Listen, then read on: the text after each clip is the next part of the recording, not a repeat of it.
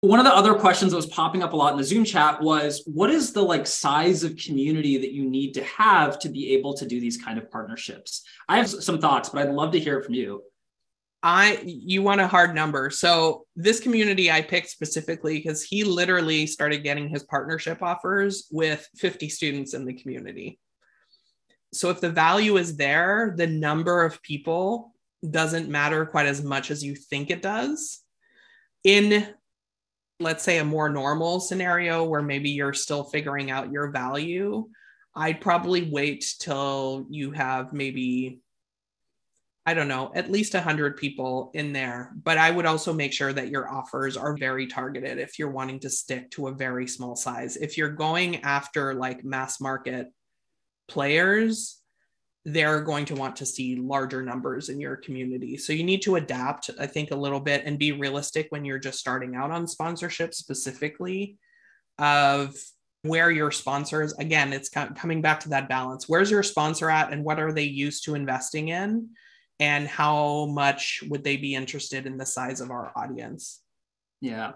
And like one thing that I've even seen like on my end is it also, you do have to play out the value that the sponsor is getting too. So for example, like a lot of you don't know this, one of the first communities I ran was a business community in college. We had 70 people and we raised $35,000 in sponsorships and I was doing most of the sales.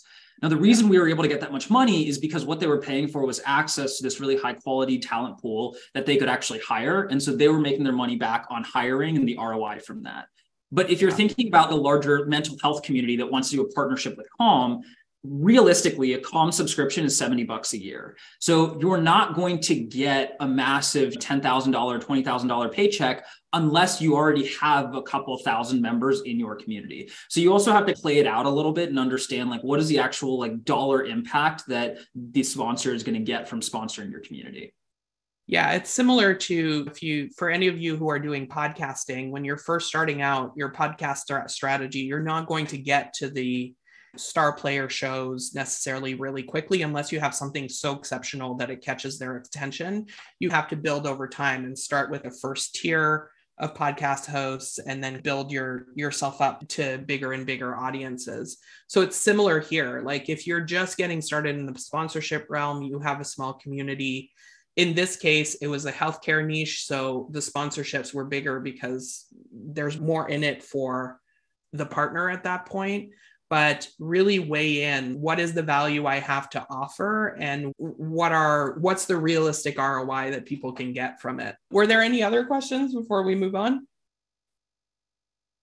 No, I think there was just like a lot of questions around what exactly do you need to have set up in your community? Like what kind of things do you need to put together? And what I really want to like stress for everybody here is that I think what Sophie is really getting at is that it's slightly different for each community. And part of it is you also just have to test it, right? Like you don't really know until you actually try it. So when you're at 50 members, try it. When you're at 100 members, try it. Heather asked a great question. Is it number of members? Is it email list? It really depends on the level of engagement. A really highly engaged email list is worth way more than a very low engaged community. So there are different meter sticks around this, but biggest thing that's going to resolve all these question marks in your head is just shoot out some emails and test it.